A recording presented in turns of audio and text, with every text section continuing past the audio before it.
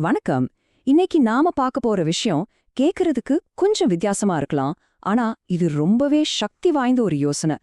நாம ஜெயிக்கணும்னா நமக்குன்னு ஒரு கோல் இருக்கணும் தான் சின்ன வயசுல இருந்தே கேட்டு வளர்ந்துருக்கோம். ஆனா அந்த கோல் செட் பண்றதை நிறுத்தினாதான் உண்மையான முன்னேற்றம் வரும்னு சொன்னா நம்புவீங்களா? வாங்க, இதுக்குள்ள என்ன இருக்குன்னு கொஞ்சம் ஆழமா பார்க்கலாம். என்னைக்காவது யோசிச்சு பார்த்திருக்கீங்களா? நம்மளோட பெரிய பெரிய கனவுகள், லட்சியங்கள் எல்லாம் ஒரு கட்டத்துக்கு மேல நமக்கு சந்தோஷத்தை கொடுக்கறத விட ஒரு மாதிரி பாரமா, ஒரு பிரஷரா மாற ஆரம்பிச்சிடும்.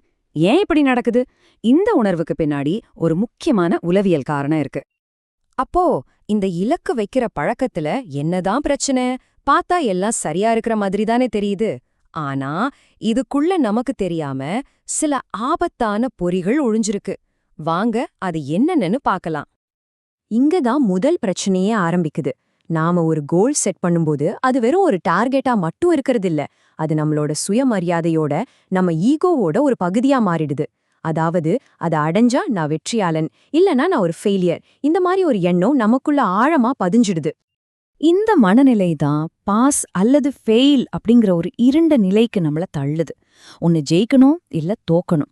இதுக்கு நடுவுல கத்துக்கிறதுக்கோ தவறுகள்ல இருந்து பாடம் படிக்கிறதுக்கோ இடமே இல்லாம போயிடுது. இந்த அழுத்தம் நம்மள செயல்பட விடாம அப்படியே முடக்கி போட்டுடும். இதுல இன்னொரு பெரிய சிக்கல் என்னன்னா, குதிரைக்கு கடிவாளம் கட்டின மாதிரி ஒரே ஒரு பாதையில மட்டும் நம்ம கவனம் இருக்கும். அந்த இலக்க அடையிற வெறியில வழியில வரக்கூடிய புது புது ஐடியாஸ், இன்னும் சிறந்த வழிகள் எதுவுமே நம்ம கண்ணுக்கு தெரியாது. நம்மளோட கிரியேட்டிவிட்டி மொத்தமா முடங்கி போயிடும். சரி, இதுக்கெல்லாம் என்னதான் தீர்வு? இங்கதான் நாம முக்கியமான பகுதிக்கு வர்றோம். நம்ம லட்சியங்களை இனிமேல் இலக்குகளா பார்க்காம தீர்க்கப்பட வேண்டிய சுவாரஸ்யமான புதிர்களா பார்க்க ஆரம்பிக்கணும். இதுதான் அந்த மேஜிக் ஃபார்முலா. நாம வழக்கமா என்ன செய்வோம்?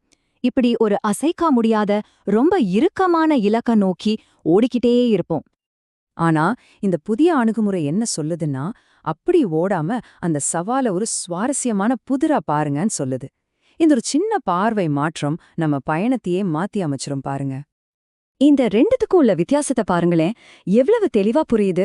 ஒரு பக்கம் கோல் மைண்ட் செட் நம்மள பதட்டப்படுத்துது, ஈகோவை வச்சு இயங்குது.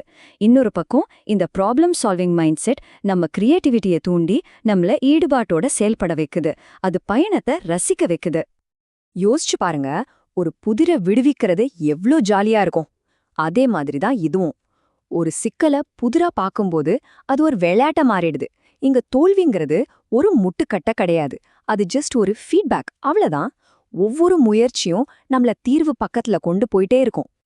ஓகே, இதெல்லாம் கேட்க நல்லா இருக்கு. ஆனா இதை எப்படி நடைமுறைப்படுத்துறது?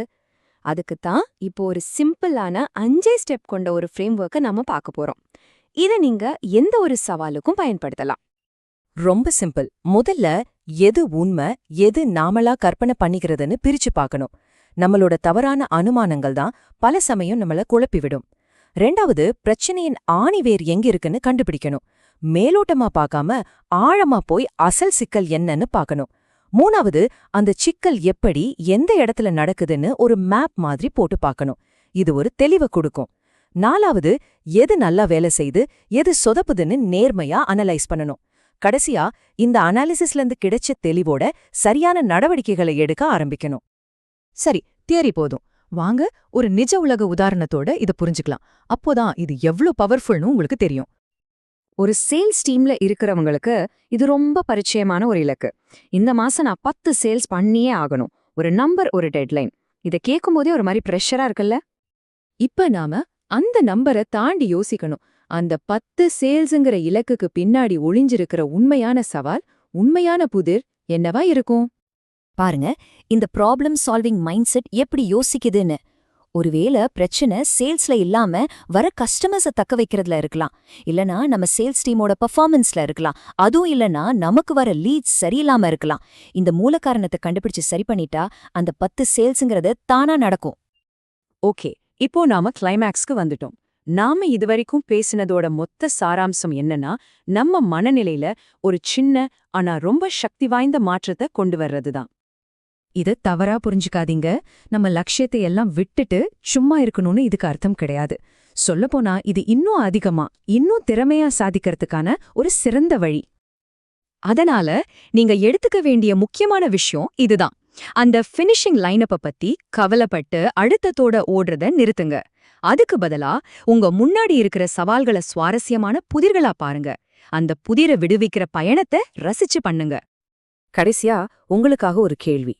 உங்க வாழ்க்கையில அது வேலையா இருக்கலாம், இல்ல தனிப்பட்ட வாழ்க்கையா இருக்கலாம், நீங்க ஒரு இலக்குன்னு நினைச்சிட்டு இருக்கிற எந்த விஷயம் உண்மையில தீர்க்கப்பட வேண்டிய ஒரு சுவாரஸ்யமான புதிரா இருக்கலாம். ஒரு நிமிஷம் யோசிச்சு பாருங்க. அந்த ஒரு பார்வை மாற்றம் உங்க மொத்த பயணத்தையுமே மாத்தி அமைக்கலாம்.